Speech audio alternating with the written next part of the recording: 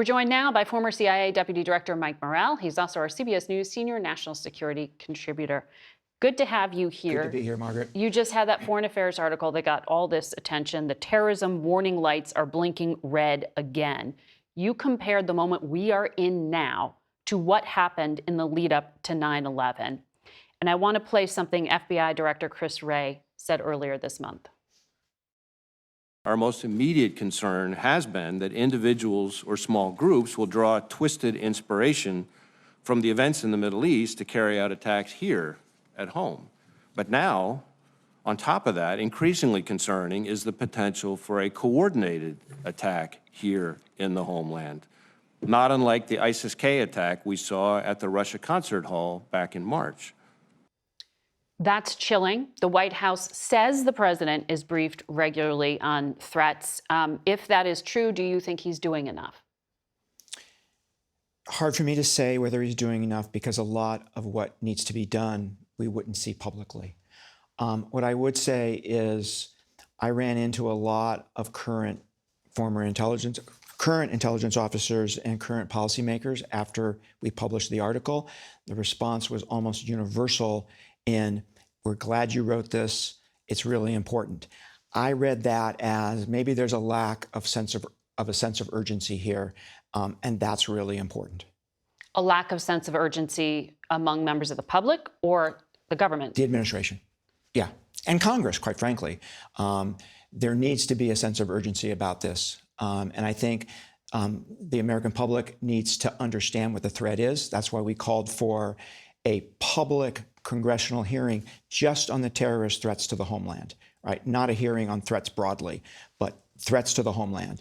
And then we need to hear what the administration is doing about this in a broad sense, right? Not the details, but in a broad sense. Well, I asked the chair of the House Intelligence Committee, Republican Mike Turner, about exactly your proposal, and he really kind of dismissed it. He said, we've covered that. He said we already covered it. They haven't. Right. He did call for the administration to declassify information. Our colleague Sam Vinograd, who ran vetting at the border for DHS, said basically that the information that feeds those vetting lists, the watch lists, is dependent on how much good intelligence is collected, and that has been under-resourced. Do you agree with that? I agree with that 100%. We've shifted resources from the counterterrorism community to the China community. Now, that's understandable to some degree. It's been significant. So I think there's a cost to the intelligence we're collecting. The vetting system, beyond not having the information, the vetting system does not provide all of the information that the government has. There was just a DHS Inspector General report that outlined all the problems with the vetting system. So it's lack of information, and then it's the system itself.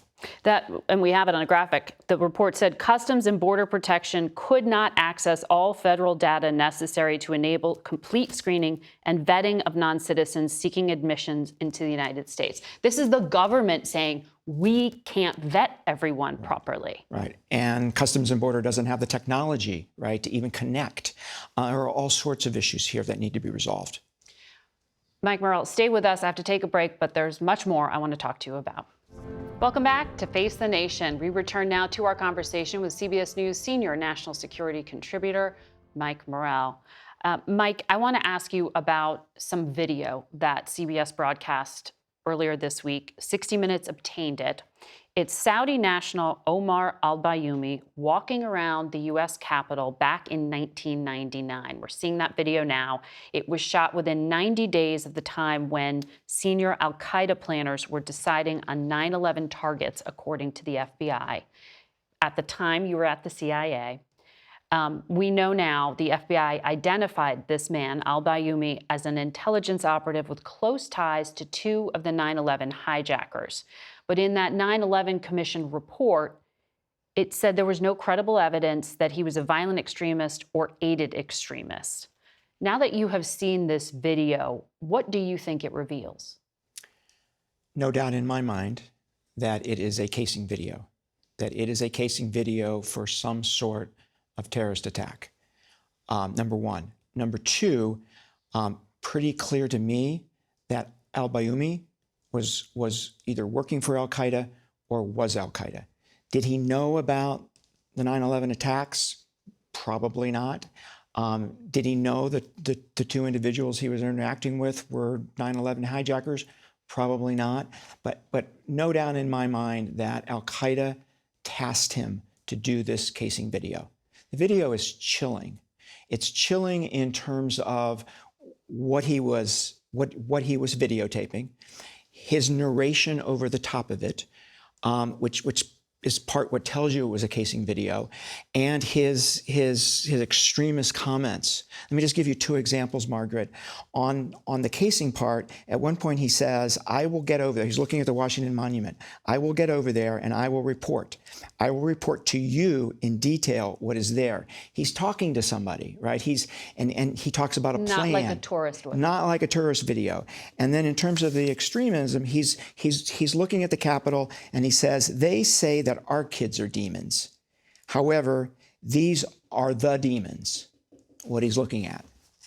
So the FBI concluded he was not a threat. The 9/11 Commission report concluded he was not a threat. You're saying it's clear he was Al-Qaeda and living under the noses and examination of law enforcement undetected. He's now living in Saudi Arabia as we speak. Mm-hmm. That's a pretty big oversight by U.S. law enforcement and intelligence. Did the CIA know about this video? We did not. I'm 99.9% confident that we did not have this video. I was the president's briefer at the time.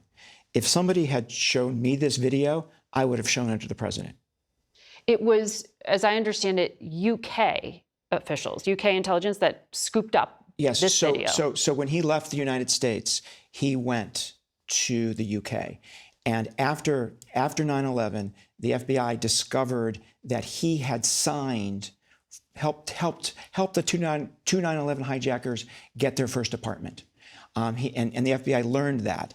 They learned that he was in the UK. So they go to the UK government and they say, they share all this information. The British government arrests him, detains him, interrogates him, gets all this material. They say they provided it back to the FBI. And it just stayed at the FBI. It looks that way. A lot more to come on this, including on 60 Minutes in the fall. Thank you so much for your analysis, Mike Morell.